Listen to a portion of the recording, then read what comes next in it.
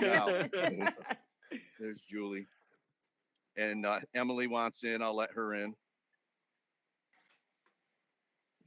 Hi, Emily. Hi. How are you? Fantastic. Good. Okay, I don't see Keith yet or Shanice yet.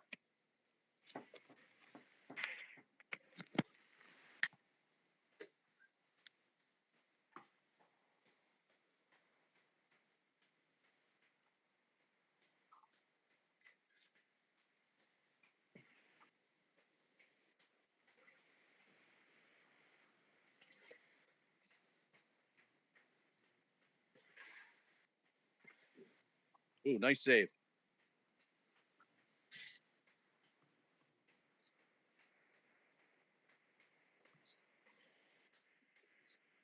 Luke, your backgrounds are impressive. Yeah, just playing around.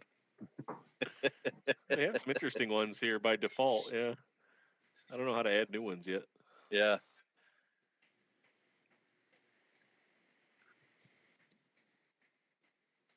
Yeah, that one's kind of neat. Yeah, that looks sophisticated. All right, I don't see anybody else, Sonia.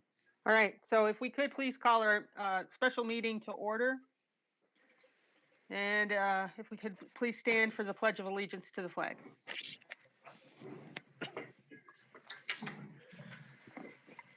I pledge allegiance to the flag of the United States of America and to the republic for which it stands, one nation, under God, indivisible, with liberty and justice for all.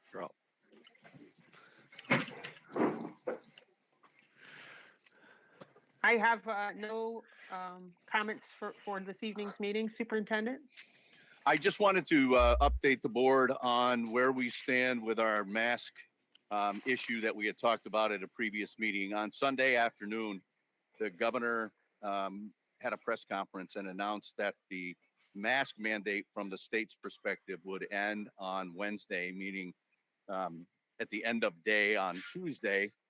It would then be left up to individuals, districts, and communities to make the decision as to whether or not they were going to require mask wearing. And as we had talked about, again, at that previous meeting, we had talked that when the mask mandate was lifted, that we would be having the mask wearing as an optional practice. One of the things that's frustrating is that this edict that came down on Sunday didn't come with any guidance that they continued to talk about today and are still planning to give us tomorrow. So as you know, I had put out a communication on Sunday to our community and let them know that had been lifted and that would be optional. And I also told them in that communication that we would be communicating further about any guidelines or any guidance that we would receive. I was on a call actually on the way up to the hockey game this afternoon, and it looks like the only guidance that we're going to get, at least from what we've heard so far, is the expectation that if you become COVID positive, you have to stay out of school for 5 days. And then if you choose to come back days 6 through 10, you would have to wear a mask. But you could also choose to stay out for 10 days. I don't know if there's going to be any additional information from the governor or from the DOH about anything other than that. I would expect we may get some information about social distancing expectations, but again, not fully confident of that right now. So I've got another meeting tomorrow afternoon. My hope would be that we would get that guidance then, and then I could communicate to our community. But I wanted to bring you folks up to date with where we are with that. So with that, I would ask if you had any questions for me. How'd today go? It went really well. I had communicated with the administrators and with the staff and let them know that we were going to continue to expect that masks were being worn Monday and Tuesday, and that if they had any resistance to that, to have a conversation and to leave it at a conversation unless it became, a belligerent situation. And I had none reported. So, I think being somewhat preemptive in it and letting folks know where we were headed helped people to encourage their child to do the right thing. And like I said, in that communication, people have been great throughout the pandemic, following what we've asked them to do. And this was just a continuation of that. So I was very happy to see that. Cool. So, I mean, I know Tom and Sonia, I've had some conversations with you. I have a lot of concerns about this going forward. As the parent of a medically compromised child who I now feel is less safe at school than I felt like she was last week. And while I definitely appreciate the need to wait for guidance, I know I would feel better knowing what our backup plans were for keeping kids like Izzy. And, just, and I know she's not the only one, but I have some concerns going forward at this point I know the decision has already been announced, but Right. Yeah. The idea that we will, what I didn't want to do, Julie, just so you know, is I didn't want to put something out definitively and then have some guidance come out that contradicted that. So, but I think it's safe to say that we'll continue to try to create an environment where people are free to make the decision they make without being ridiculed or bullied or given a hard time about. And that's both from students and from staff.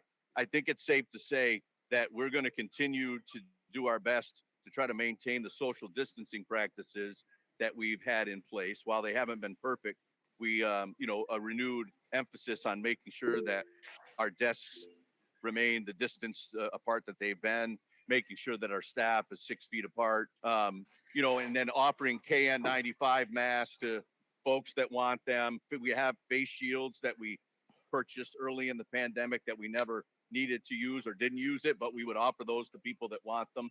And obviously once the weather starts to break, we'll be able to increase ventilation by opening windows. And so those things I'm pretty comfortable saying right now that's part of what we're going to be messaging.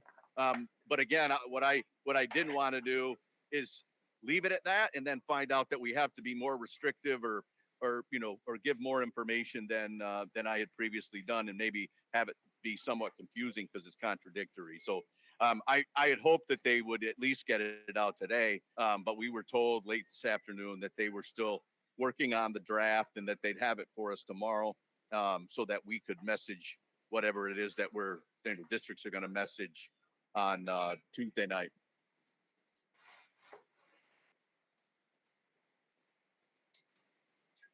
Tom, quick question. You had mentioned that you're going to continue doing or practicing your safety procedures, keeping your desks 3 feet apart, whatnot. Am I correct in that? Yeah, or where we found that we've slipped a little bit with that, to reemphasize the importance of doing that. Because again, because we're not, we haven't been perfect. We've been very good, but we haven't been perfect. There's certainly, especially now when we have increased level of concern for on the part of some folks, we owe it to everybody to do our best, to say what we're going to do and do it to the best of our ability, knowing full well that, kids are going to be kids, but we have to remind them that we're doing this for everybody's safety. So my concern and my question is, I have spoken to a number of staff that have said that they didn't realize they were supposed to have their desks a certain distance apart, and that has never been enforced. And for one, I was concerned about that back at open house when I went, and I brought it to the attention of some people, and it hasn't changed. So I'm just curious, when we say we're going to be doing these things, are we going to be enforcing them as well? Yes, and who's going to be monitoring that? Because clearly it has not been done up until this point. Well, I would caution you against saying it hasn't been done at all. There are going to be pockets. I didn't say at all. Okay, but they're going to be pockets. And what I would say to you is that it's going to be helpful for me to know where that's happening so that I can follow up with the building administrator, because ultimately the building administrator is going to be the person that's in there. but for any staff to say that wasn't an expectation is being disingenuous, because that's far from the truth. We emphasize that on a regular basis. And if some folks are not doing that, I'd like to know who it is, because I've tried not to say anything that's not true, and throughout this entire pandemic, and I want to be the same way with this. Tom, it may make sense as you get further guidance, because I suspect we're not going to get any relief or release on any of the other mitigation protocols other than the masking, so that there will be an expectation as it relates to spacing and whatever the other state. It may make sense for us to get out on our webpage some videos explaining that to folks, as well as our faculty, so that everyone's hearing from the superintendent the expectation as it relates to mitigation. The other question I have is, we are going to have, and we had discussed this before, we are going to have areas of concern where folks are expressing concerns for either their own safety or their child's safety as it relates to is it going to be your expectation that principals will be fielding those calls as they will be building specific? Should a child require special seating? Should a child require a shield? Where they will eat lunch to mitigate some of the risk, that we can be responsive to those things. But how will that be fielded? Will it go directly through our health office, or will it go through the various building principals? What I've asked the staff to do in yesterday's communication, then I'll do it again. When I sent a message to the community yesterday, I also asked folks if they had any health and safety concerns or any questions in general, contact the building principal. We'll start with the building principal in each building, but I've also asked the administrators to loop me in, so that we are sure that we're dealing with this on a case-by-case basis, because the requests are going to be different. Therefore, our response could be and should be different depending on what we're able to do. So that's the process. It'll go through the building administrator. And then, like I said, I've asked them to loop me into all of those. I don't know how many we'll get, but I certainly don't think it's going to be overwhelming. And so I'd like to have a hand in helping to decide what that looks like. Because there could be some questions as it relates to bus seating as well. Yeah, the expectation is that while the one other thing that was mentioned today, because a question came up, is do we have to continue to wear masks on buses? And the answer to that is no. But it's, again, my expectation that the same seating arrangements, the same social distancing expectations will continue on buses as well.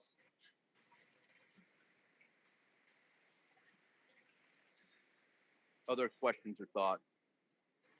And another topic that we had discussed is some level of systemic messaging, so that we could be assured that our faculty felt competent and confident in how they discuss this with children to alleviate their concerns. And I think that we may have pockets of kids that have concerns or reactions to the change, and a safe place for that to be voiced, as well as knowing and having some confidence in how they're being educated about the policy change.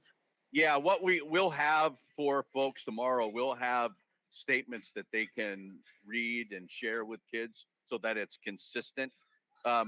Because one of the things we have learned throughout this is that even some of the best intentioned messages can be kind of misconstrued or miscombobulated, in that they don't come out the way you want them to. So having a standard set of comments that people can use will help us to be more consistent in that. I'm going to continue to stress with our staff that, again, we need to create a safe environment for kids, both to make the choice, but then also to follow through on the things that we're saying that we're doing. It's going to be a difficult transition for some folks, for sure.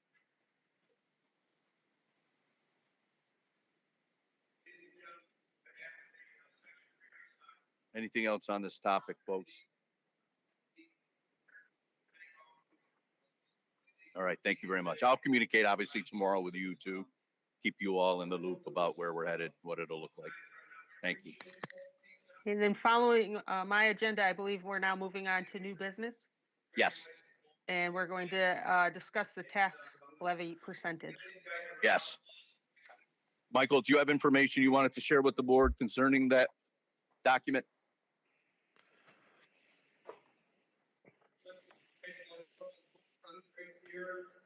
You look muted to me, Mike. You are correct. I don't have my usual headset. So,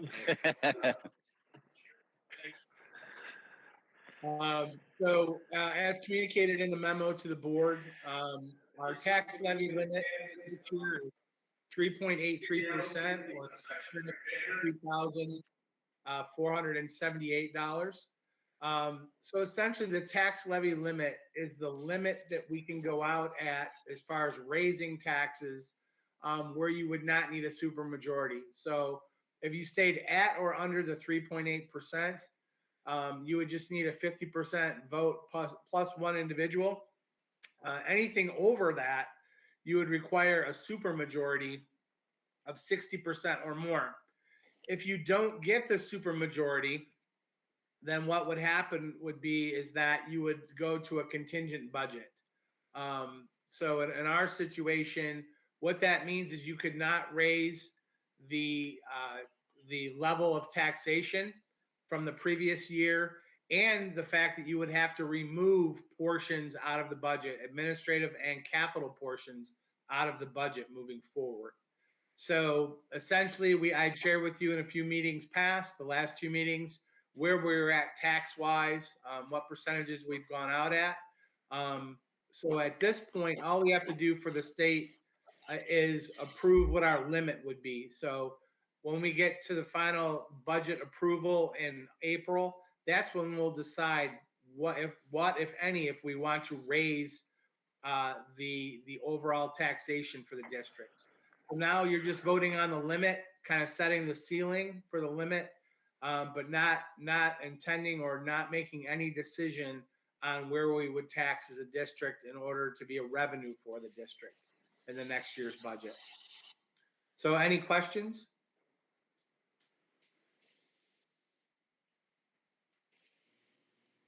So Michael, we will be looking for a motion to approve our tax levy percentage limit at 3.8%. That is correct, yes. If I could please have a motion. So moved. Second. Kelly, did you get it? Yes, thank you. All those in favor? Aye. Aye. Opposed? Abstentions? Informational items, Superintendent? Yes, I just wanted to let you know I put a draft calendar for next school year in the document. It's a fairly straightforward calendar. It came together pretty quickly. Has us coming back one day before September, before the Labor Day, for a staff development day, and starting with kids the day after Labor Day. Pretty standard holiday schedule as well. I will bring that back to you at our next meeting for your approval.